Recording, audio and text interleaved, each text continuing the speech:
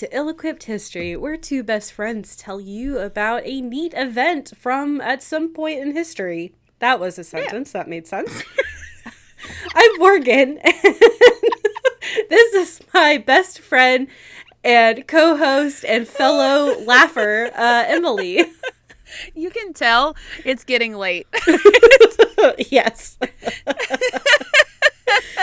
How are you doing, Emileigh? Oh, I'm doing so good. I guess this is like the future from when we're actually recording it. I just want to make it known that I got my gardening overalls in, so poison ivy better watch out. Good. 'Cause you're not touching me, bitch. Okay, you're no longer grounded from gardening. Okay, I have a long sleeve sun shirt. I have gardening glove, or I'm gonna get like elbow high gardening gloves, and I think I'm just gonna carry like there's a whole like a handle for probably hammers or something. I'm just gonna put weed killer in it instead. Yeah. And you got like boots, right? That you can wear to like cover rubber. I have rubber boots that go to my knees. Good. I will be borderline in a very adorable hazmat suit. Because it's got flowers all over it. It's very cute. It's very cute. She showed me. Be out there on the mower just... Adorable. Oh, look. So cute. How are you, Morgan? I'm good. Good. Still enjoying my summer. And I'm not really sleeping in the mornings because my dog loves to wake me up at 7 a.m. on the dot to go on walkies. He's on a routine. He is. So I haven't slept in, which is fine. I like getting an early start to my day so I can spend the whole day doing nothing. It's great. It's so good. And actually, that sounds lovely. And you know what? In 2 weeks from when this comes out, we're going to be on a girls' trip. I know. So excited. Like on an airplane girls' trip. I'm so excited. We're all so, like, all of us going on this trip are so ready for this trip. We've been needing it. I got my real ID in today, and I just, like, stared at it and was like, I get to go! Yay! Yay! No, we haven't gone on a girls' trip like this since before Emileigh got pregnant. No, we went to Boston. No, that's true. We did go to Boston. But that was 3 years ago. That was 2022. Yeah.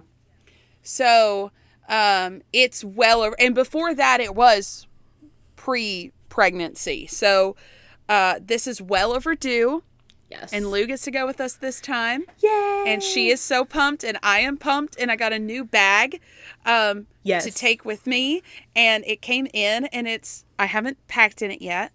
But it's incredible. It is a garment bag. I'm sure you guys have seen them, but the garment bags that lay out and then you fold them up and then they're a bag. So yeah, it's like a carry-on size suitcase. Yes. I'm very excited. That looks like an awesome bag, so you have to tell me how it works for you. I'm gonna test run it in Florida. So I know how to pack for the plane. Yes. Yay. But anyway, let's talk about history. Yeah, let's get into our skit for today. It's going to be an interesting one. I'm excited. The year is 1871 in what is present-day Tanzania. Henry Morton Stanley has endured an almost year-long trek in the African wilderness, surviving violence, disease, and starvation. His mission? To find the missing Dr. David Livingstone. Half of his company have died, and they have little hope. Oh my God. I don't know how much longer we can go on. We only have a week's worth of food and I can't stop pooping. We're all gonna die. Okay, I see why you're feeling this way. Things are looking pretty dire. But you can't give up. Your boss and the world are depending on us to complete this mission. Sorry. Everything you just said was all high-pitched because I have malaria, remember? And I had to go shit again. I heard you say something about things are dire, and I agree. Sir, there's a village up ahead. With people. The entourage travels into the village of Chitambo. Among the villagers, Henry sees an older, downbeat white man.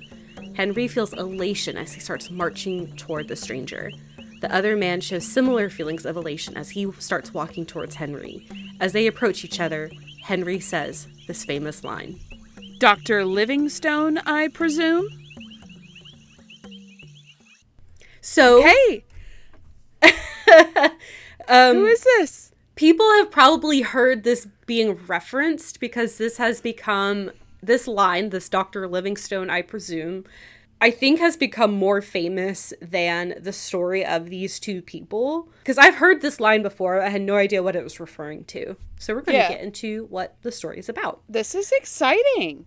We are primarily going to be talking about Dr. David Livingstone today, the subject of this famous line. And we're going to talk a little bit about Henry Morton Stanley as he becomes relevant. So I'm going to try to make this as linear as possible with how things go. So let's get into it. So Dr. David Livingstone, he was born March 19th, 1813 in Blantyre, which is south of Glasgow in Scotland in the United Kingdom. His parents were Neil and Agnes Livingstone. He was the second oldest with 6 other siblings. So pretty big family, yes. Okay. And they lived in pretty significant poverty. The whole family lived in one bedroom of a tenement building. Oh my God. In the city they lived in. David started working in a cotton mill when he was 10 years old. Oh my God. He worked 14-hour days with 40 minutes for breakfast and 45 minutes for dinner. And that was it. I think those were his only breaks. No lunch? I don't think so. And this particular cotton mill had a very large child labor force. So there was a lot of children working here. One thing that my research noted is that this cotton mill was better than a lot of the other mills in the area in that it provided a lot higher wages than a lot of other jobs. The housing was better than in most areas of the city. And the owners of the mill helped fund the local church, which provided, it had an attached school, so children who worked at the mill could also get an education. Okay.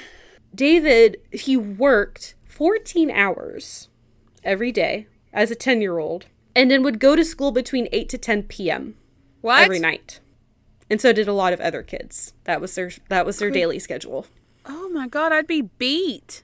Yeah. So it sounds tired. Like a hard life. So he continued this until he was old enough to qualify to go to university. Mm-hmm. In 1836, I think he was about 19, he went to the Andersonian Medical School in Glasgow. And while there, he started learning medicine and theology. Cool. One of the things that he wanted to do was he wanted to be a missionary doctor. So he wanted to go, he wanted to mission, he wanted to talk about Christianity, help convert people, and also provide medical aid to those in need. So he was a good guy. Very valiant thing, yeah. Yes. He specialized in helping fever symptoms and side effects, disease prevention. And then later on in his career, as it kept going, he did a lot of work with helping people with their eyes, obstetrics, helping women who are pregnant, helping people remove tumors, helping people with tuberculosis, and helping treat sexually transmitted diseases. So a little bit of everything. A little bit of everything. He really just wanted to help people and make their lives better. Dr. Livingstone was of the belief that science and religion could work together. They were not opposites, or they did not contradict each other. So that was kind of his mindset. He was a very, very staunch Christian, but not the kind, he wanted a mission. He wanted to help spread the word, but he wasn't militant about it. Gotcha. In 1838, he was accepted by the London Missionary Society, or the LMS, which he really liked because he described the LMS as being non-denominational. So it was open to several of the proselytizing sections of Christianity. And then he ended up going to London after being accepted to continue his training for missionary work and continuing his medical studies. He was eventually mentored by a man named Robert Moffat, who was a missionary, and he had encouraged him to go to Africa. Originally, he wanted to go to China to mission, but in 1839, the Opium Wars broke out. Oh. And so he was like, let's go to South Africa instead. There's not an active war going on over there. Yeah. So in 1841, Livingstone went to Cape Town in South Africa with Moffat and worked with the Tswana people there because Moffat already had connections with those people. Gotcha. So the thing about going to Africa, at this time, especially like more inland Africa, was almost completely unmapped and uncharted. Like, people knew the coastal areas, but Africa's a big-ass continent. Yeah. Huge. People didn't have GPS. So, like, there are people that lived in these areas, but they didn't have, like, the resources to map their land and then send that to other, societies around the world to, like, create, like, a living map of Africa. It was like known and unknown at the same time. Like, right. If you lived there, you knew where everything was. You knew your community. You knew your community. Land. You knew, if you go this far to the west, you're going to run into this community or whatever. Yeah. But as a whole, nobody knew exactly. It wasn't like no one down. Right. And like rivers and lakes weren't charted, mountains weren't charted. Right. I got this source or this quote from history-uk.com written by Terry Stewart. Quote, "It is no exaggeration to say that even the very first astronauts to walk on the moon in the 1960s knew more about its surface than Victorian explorers did about the center of Africa." Holy shit. So completely unknown. It made me think a lot of the Lewis and Clark expedition where they had no fucking clue what they were going to flying by the seat of their pants out there. Completely blind.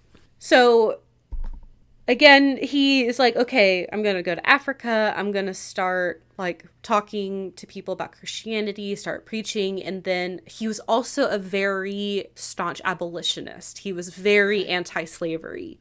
And so that became another part of his mission it started becoming like a way to like introduce commerce to certain areas. So these areas didn't have to rely on the slave trade.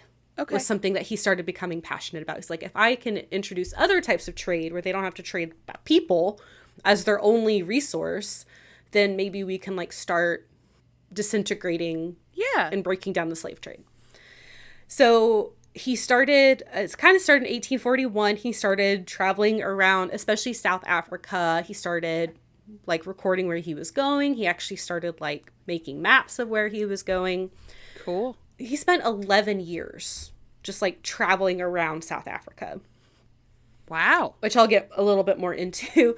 And also during this time, he ended up marrying Moffat's daughter, Mary, in 1845. Oh.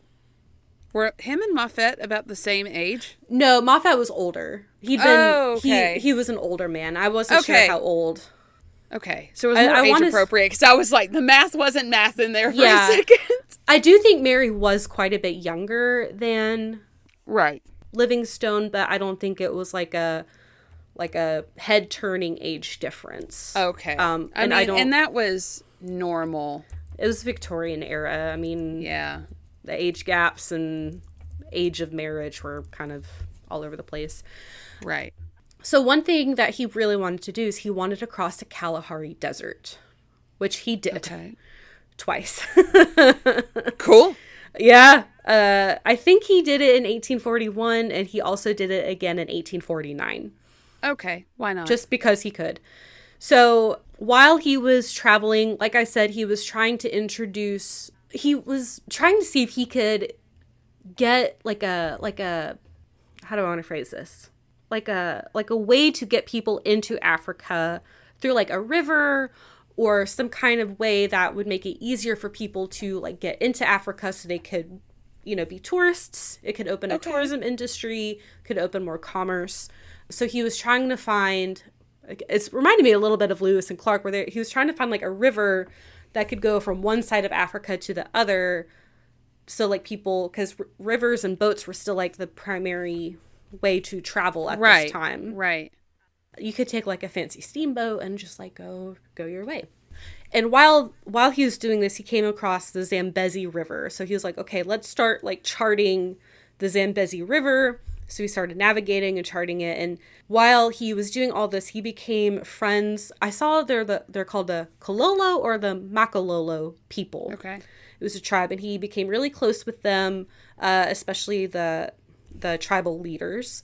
And I thought that I saw this in a source. The only person he had converted to Christianity during his entire life was one of the tribal leaders of the Makololo tribe named Seshele.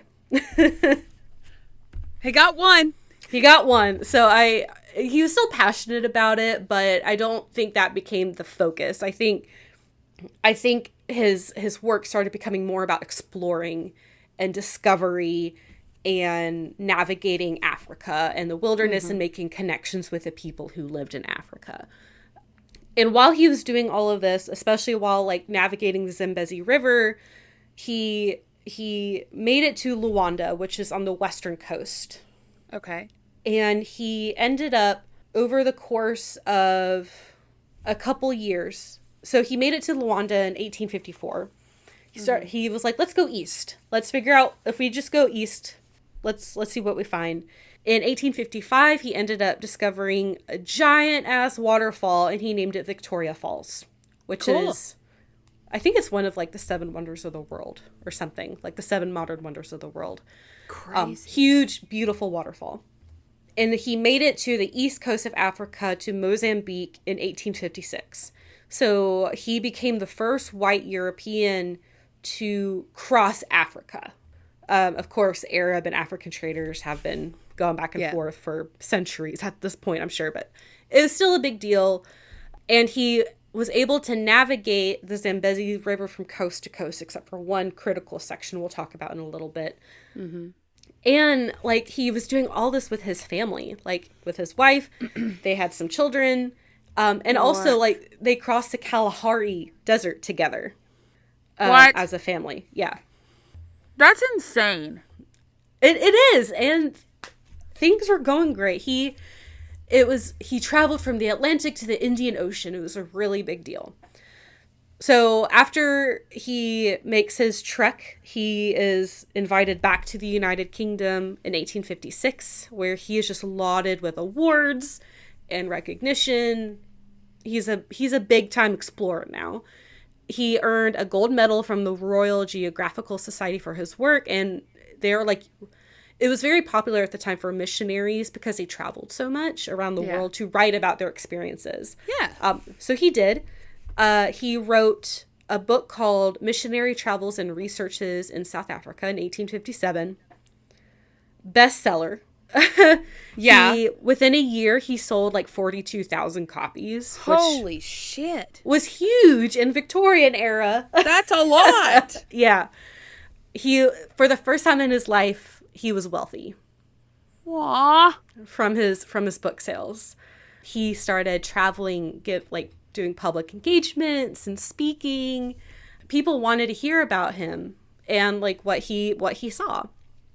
He also, this is from livingstononline.org, he, quote, received honorary degrees from the universities of Oxford and Glasgow and was elected to the Royal Society.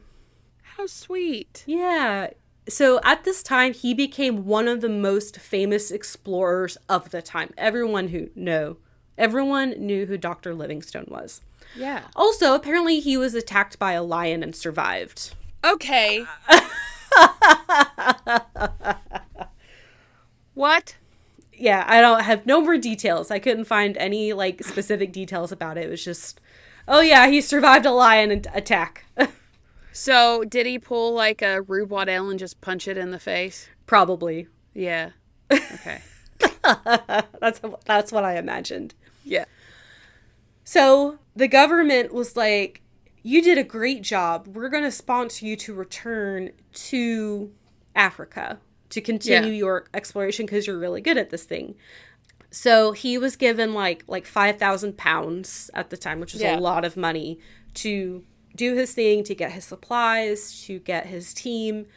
And this is where he's really going on his anti-slavery podium, where he's like, this is really the point of this mission. Because he wants to destabilize the slave trade industry by introducing what he called legitimate commerce to areas that engage in the slave trade. So again, he went on the behalf of the British government as a consul to help set up trade opportunities across and along the Zambezi River. Mm-hmm. And he had his own team of other like government officials, but things really started deteriorating very quickly. Yeah.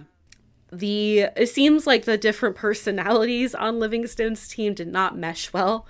And so people either left or he fired them. Oh. And as he was navigating the Zambezi River, there was a part where like they had broken away to like go do something. And so they missed this part in their first section, where they came across like these crazy rapids that they could not navigate. They could not cross. Yeah. Like you couldn't get a boat across these. So he had to come up with like other ways to get across Africa. So he found like some other river systems and lake systems. And he was like, hey, I need more time because we had to like change our plans. And then the government was like, okay, like the original slotted time was 2 years and they gave him like a slight extension. Okay. Some other like the first expedition went off so well. And this expedition is such a mess. Oh no. Some of the rivers were not deep enough to like for boats to go through. Oh. And Livingstone also didn't think that the boats were like high quality or designed well, like because they were using steamboats. Yeah. To travel, and like he was just like, these are kind of shitty steamboats.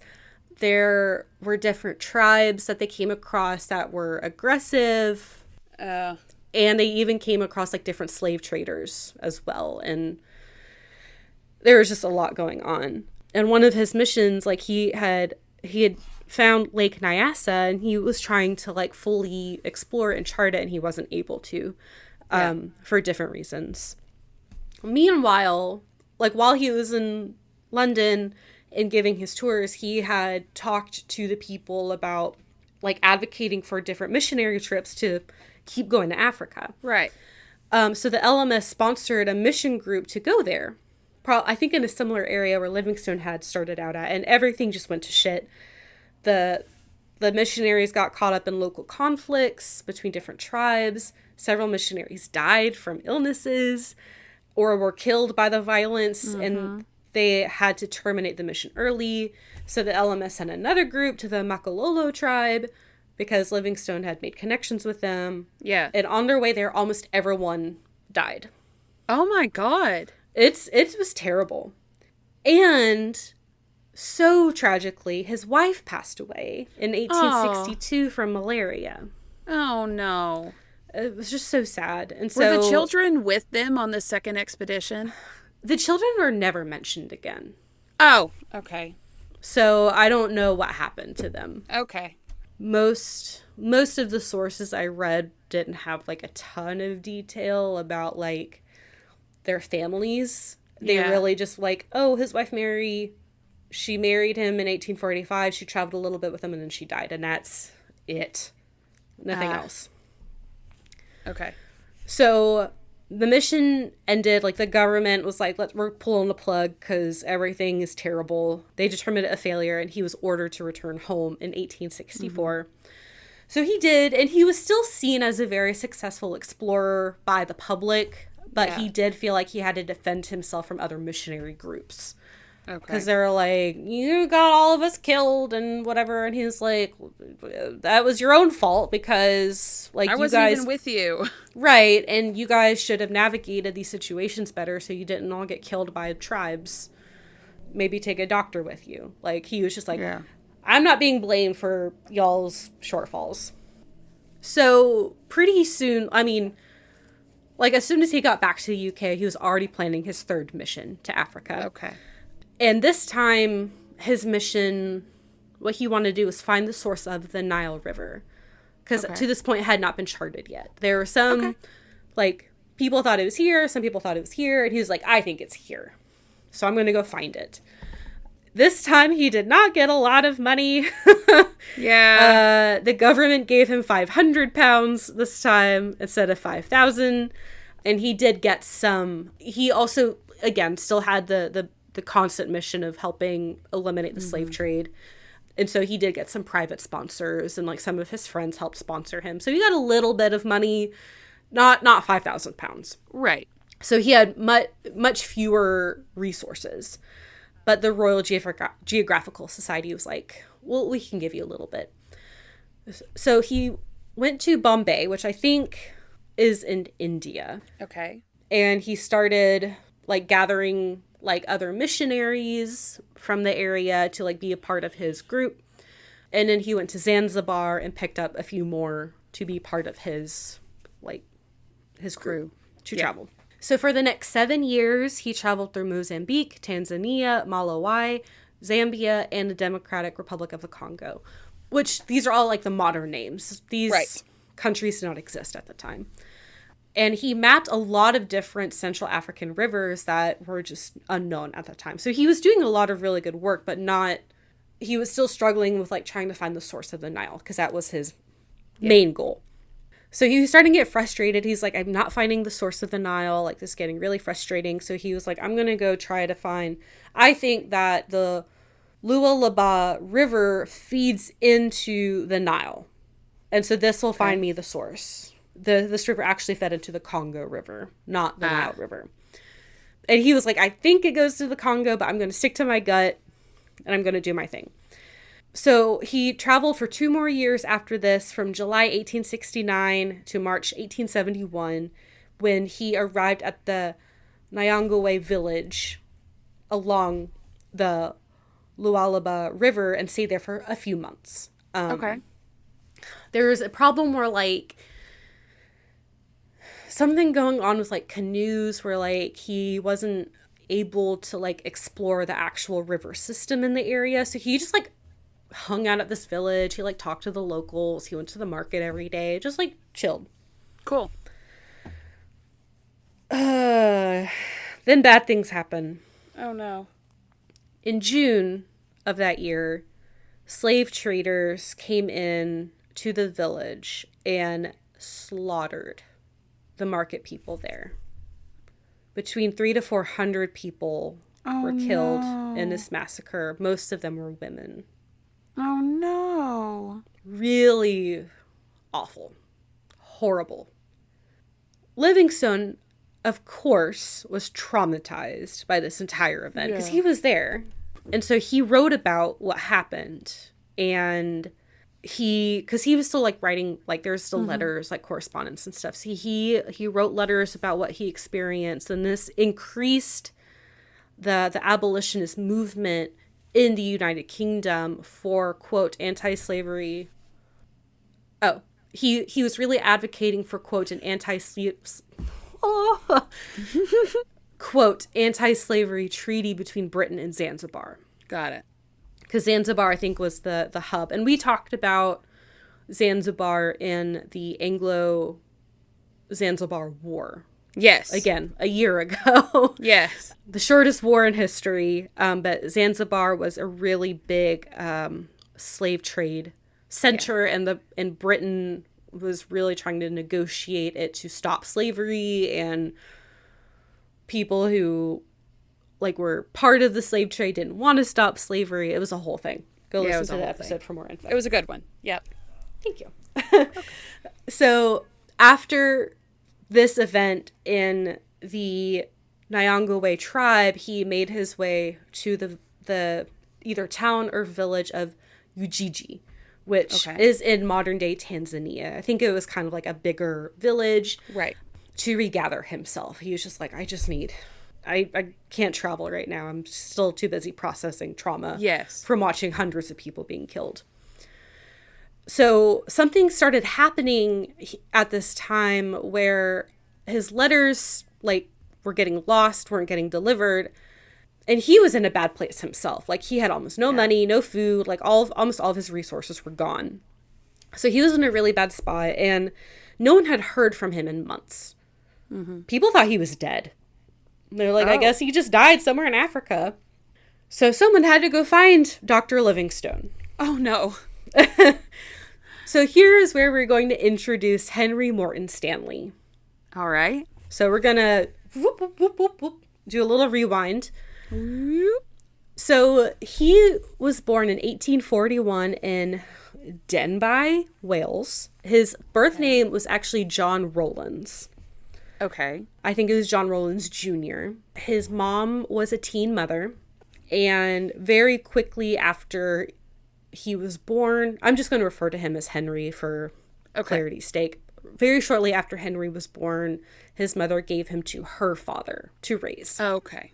I don't know details, but the source I got this from specified that he was from a teen mom. Okay. So I don't know how old she actually was. But her father died. Oh. When Henry was still young. Yeah. So when he was 6 years old, Henry was sent to a workhouse. Oh, God. Because he was basically an orphan. And it was rumored at around this time, his biological father died, like working on a field. And he was 75 years old. The dad? Yes. And the teen mom so he was like 69? Yeah. And, oh, no. Yeah. Yeah, I didn't want to go too deep into what that may have meant. So poor Henry is an orphan. Yeah. 6 years old in a workhouse. Oh. Apparently he did get a pretty good education while at this workhouse. Okay. He started reading a lot. He became a very, very well-read child. Mm-hmm. He's a little all over the place. So when he was 17, he joined like a ship's crew and went to New Orleans and like jumped ship there. And while he was in New Orleans, he chose the name Henry Stanley after like a very prominent cotton merchant there. He was like, I'm going to take his name and say I'm his son, which the source I got this from said they probably never even met. But, sounds like he just wanted to start over. Right. So while in the U.S., because he's in New Orleans, right when the Civil War is breaking out. So he joins the Confederacy and starts fighting. Jesus Christ! I know! He fought at the Battle of Shiloh in 1861. What? Was captured and then switched to the Union and served in the Federal Navy on the Minnesota before he went AWOL and just dipped. What is he doing? Just whatever. He's doing whatever. So then he goes to the American Wild West and becomes a freelance journalist and is just reporting on all the different conflicts between Western settlers and Native American conflicts and battles and stuff. And apparently he's really good at it. Also, apparently he went to Turkey and Asia to report on stuff going on there. He is stressing me out. He ends up becoming a special correspondent for the New York Herald. What? So he's a legitimate journalist now. Yeah. It was the 1800s. Okay. You could do whatever. Sure. He did all of this in 8 years, by the way. What? He's just dicking around. He's like, I guess I'll just go over here now. Yeah, I'll join the Confederacy. Then I'll join the Union. Then I'll leave and just go to the Wild West, hang out there. Then I'll go to Turkey. Then I'll go to Asia. Then I'll come back and just join the New York Herald. It's fine. Sure.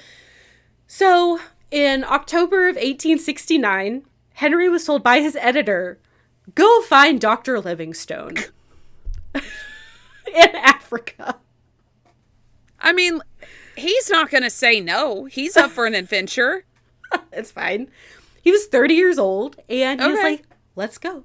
So he goes, he does a roundabout thing, because he has to go around, and he starts on the east coast of Africa, and then makes his way west.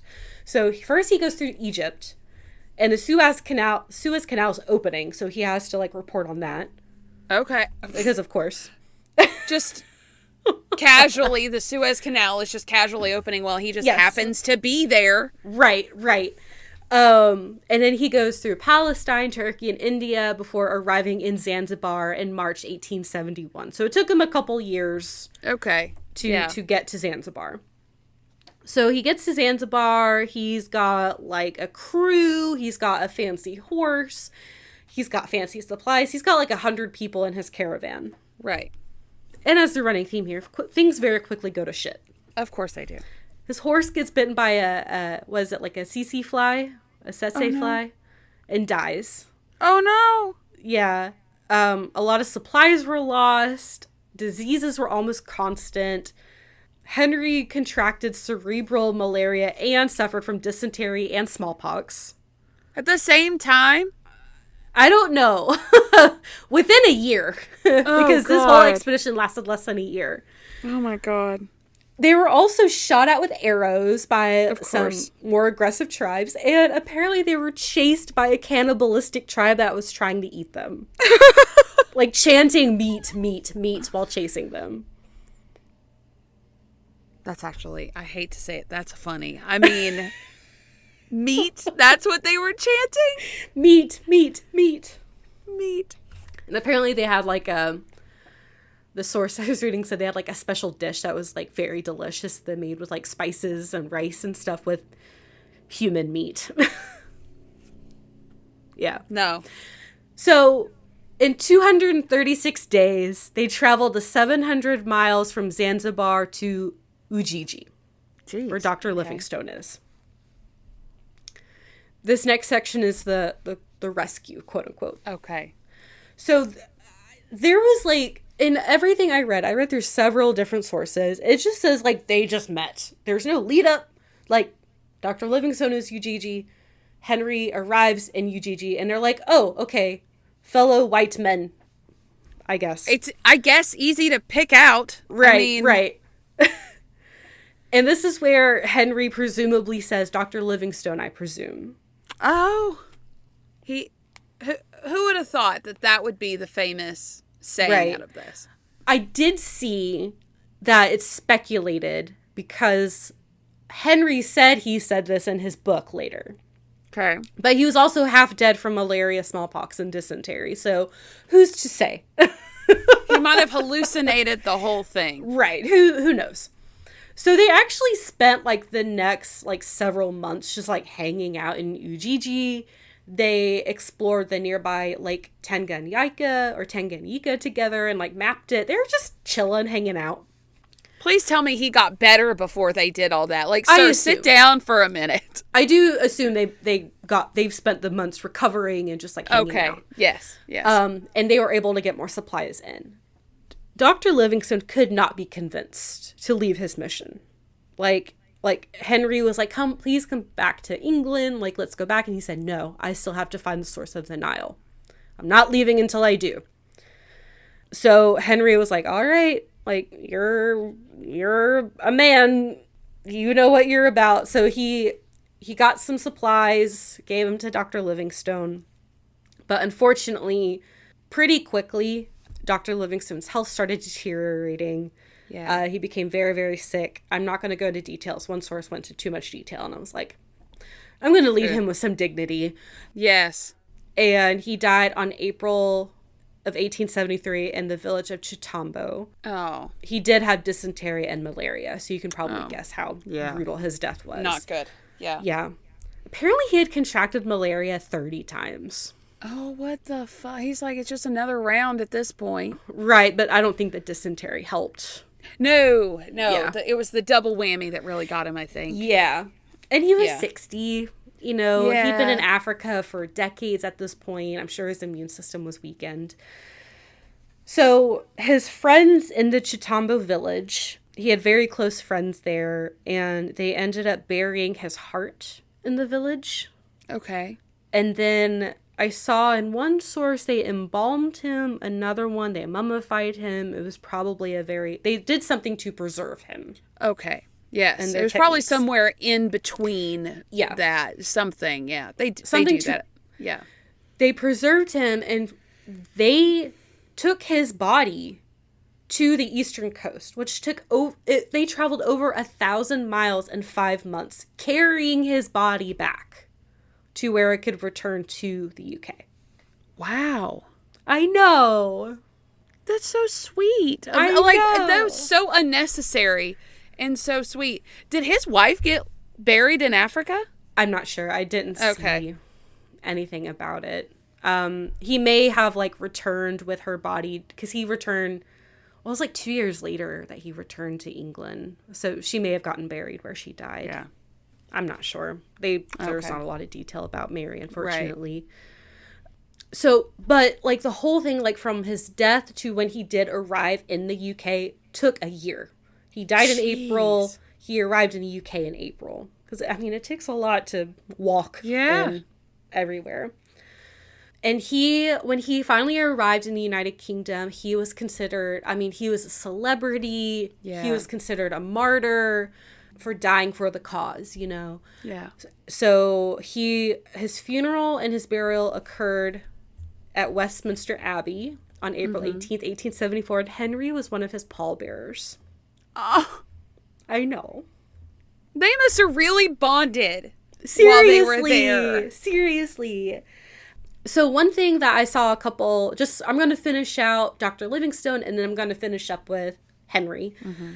So Livingstone had great, great respect and love for the continent of Africa, for the people of Africa. To this day, he's still probably one of the only beloved white men in the continent. Wow. There's awesome. Statues of him. There's at least one town named after him in Zambia. And one thing that I read is that he wrote a lot about Africa, and especially ending slavery there. But one thing that was kind of a side effect that he wasn't intentioning is that his writings kind of indirectly fueled the colonization of Africa. Oh. Yeah, because he was here's all these rivers you can travel, and here's all these resources in these different areas, and people were like, great, I want that. I'm gonna take advantage of that. Yeah. So and we talked about it more in the Zanzibar episode, where especially Germany, UK, France, I think the Dutch, maybe the Portuguese were all colonizing Africa at this point, which is he actually spoke out against colonization. That's not what he wanted at all. Mm-hmm. Throughout his time in Africa, he traveled 29,000 miles. Holy shit. That is greater than the circumference of the earth. Oh my God.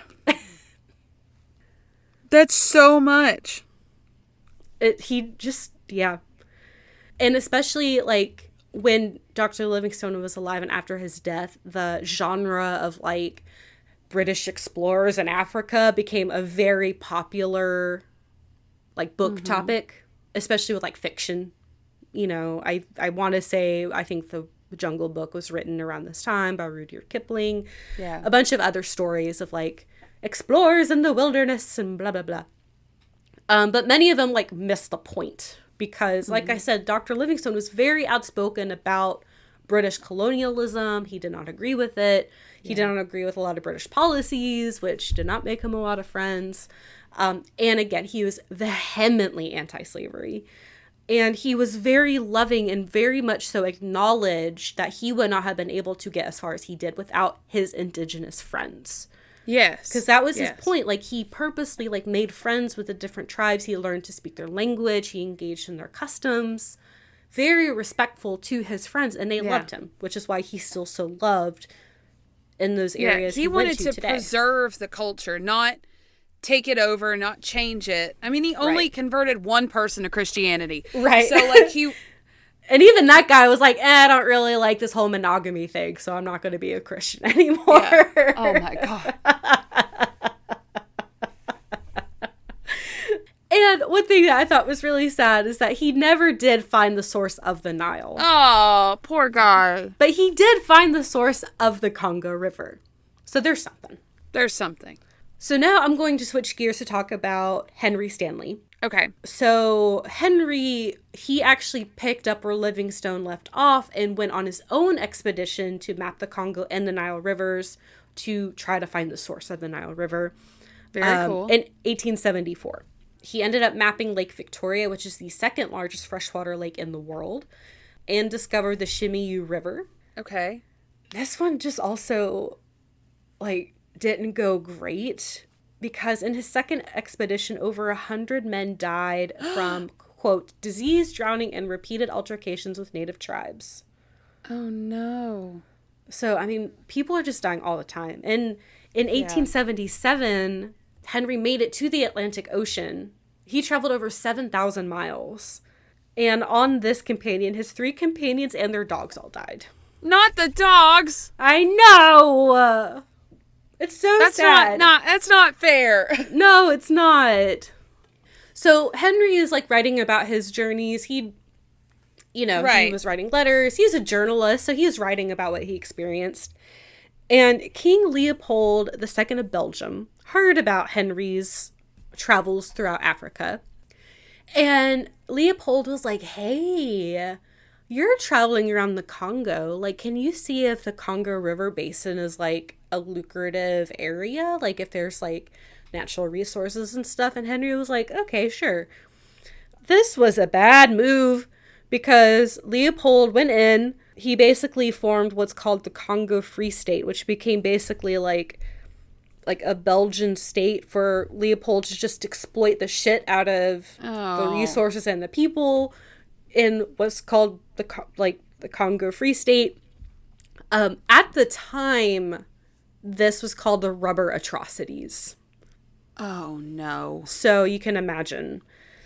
This all didn't happen, like, while Henry was there. It just, like, started this ball rolling on, like, horrors that would continue for a while. And even while there, like, Henry became in charge of a lot of, like, construction projects. And he was given the nickname by people there, Breaker of Rocks. Breaker? Aw! I know. And the resources I got this information from said that it's suspected that these efforts that Henry did, of course, he can't be held directly responsible for everything, but these actions potentially led to the eventual deaths of millions of indigenous people in the area. Oh. He helped the wrong people. Yeah. Oh, I hate that. It's going to get really rough here at the end, and I'm really sorry. Okay. I'm going to put out a trigger warning about, I'm not going to go into too much detail, but it's the horrific death of a child. Oh, okay. So, in 1887, Henry starts his third mission to Africa, and his last. He and his group were charged with rescuing, like, a German provincial governor named Emin Pasha, who was being attacked in Sudan. Okay. So he had, like, a group of several hundred people going with him to rescue this governor. Several hundred people died from violence and disease. Mm-hmm. And then, like, he had separated his group into half. So, like, his half, like, a lot of them died. And then the back half were just, like, committing atrocities because they could. They were, like, murdering people. They just, again, atrocities. And I saw in one source that James Jameson, like, heir to the Jameson whiskey fortune, had traded a young girl, a child, to be eaten by cannibals so he could watch. Oh my God. Yeah. Oh, I feel sick. Yeah, it's really bad. So Henry learned about all of this and he was like, what the fuck? This is, like, of course he didn't stand for it. Yeah. He was very outspoken about all of the stuff that had happened. And he was like, I don't think that this is who he started out as, but it's definitely who he turned into. And this only this land isn't for everyone. Yeah. So Henry ended up leaving Africa, and he was actually considered a hero for a while, you know, kind of like Livingstone, like he was a big explorer. until shit really started going down in the Congo. Oh. And then people were like, wait, you had a lot to do with all this stuff, and now these atrocities are going on. To the point where, like, he was not allowed to be buried in Westminster Abbey when he died. Oh, shit. Yeah. I don't know where he was buried. But when he returned to the United Kingdom in 1890, before he died and before the atrocities were really picking up, he did speaking tours. You know, he was still considered a hero. He went to the U.S. and Australia, gave speeches. He was actually knighted in 1899 and was a member of Parliament from 1895 to 1900. And then he ended up dying May 10th, 1904. Okay. And he published several books about his adventures, How I Found Livingstone, Through the Dark Continent, and In Darkest Africa, were his 3 books that he published. And that's the story of the rescue of Dr. Livingstone. Wow. Well, that took a really dark turn there at the end. What the fuck? I'm really sorry about that. That hits different when you have kids. Yeah, really. And it was just such a turn from, like, Dr. Livingstone's story. Yeah. Which was so positive. Like 2 different things. It's like Livingstone was able to keep the, like, humanity and respect and trust. And then it's like Henry, the longer he was there, the more people died. It just got twisted somehow. Yeah. That's awful. Yeah. And I'm sure people died in, like, Livingstone's expeditions, but I didn't see anything about nearly as many people dying. Right. And of course they did. I mean, Africa, there's of course, malaria is rampant. There's diseases that they were not accustomed to. You know, anytime you go to a new area, there's going to be diseases that you have no idea how to fight. You know, smallpox, I think yellow fever was big there. Several others, dysentery, you know, from drinking bad water, you know, all kinds of stuff. So it was just... It's like he wanted to pick up where Livingstone left off, but did it wrong. Yeah. And I don't think he ever found the source of the Nile either. It seems so easy. Shouldn't you just go to the Nile and follow it? You would think. I think part of it is that it branches off a lot. Probably. Oh. I think a lot of rivers feed into it, and so I think they're trying to figure out, like, which river is the source of the Nile. Gotcha. That makes sense. Because the ocean or lakes are most sources, but the river or the Nile, like, flows northward because it flows backwards. Yeah. Into the Mediterranean Sea, something like that. I don't know. I don't remember geography off the top of my head. Africa, for some reason, is one that I cannot wrap my mind around. I think I got it. I don't. I know where South Africa is in Egypt, and that's it. Yeah, it's a big place with a lot of different countries, and it's been broken up and pieced back together multiple times, and I don't know. Yeah, we're doing our best here. Yeah. So, that's all I got for today's episode. That was a wild ride that we went on. Yeah, I wasn't quite expecting the dark turn, and I'm really sorry, guys. No, I mean, that's like a M. Night Shyamalan plot twist here. Right. Super downer ending. Should we do socials? Let's do socials. Okay. Let's let these people go home and try to forget about all the last, like, 10 minutes of that episode. Yeah, for just... Whoop, wipe. Yeah. It's like the Men in Black little button thing. We're doing it the neuralizer. Yeah. Okay, so if you like this, you can find us on Facebook. Ill-Equipped History Podcast Group and Page. Gmail. Ill-equippedhistory@gmail.com. Instagram. @Ill-Equipped-History. TikTok. @Ill-Equipped-History.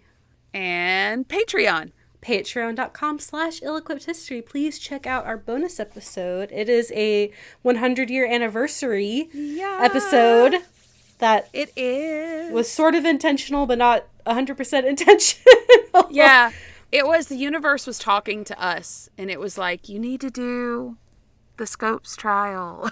Yes, so if you want to learn about the wild tale of the Scopes trial. It's wacky, y'all. It is not what you think it is. We were both surprised. Yeah. And the 100th anniversary of it is this month in July. Yes. So, and the universe told us both on the same day separately to do the Scopes trial like back in March. So yeah. Yeah, it was really weird. It's like, we need to do the Scopes trial, and then we looked it up and it was like the 100-year anniversary this month, and we were like, well, we know when we're going to do that one. Right. So yeah, it worked out.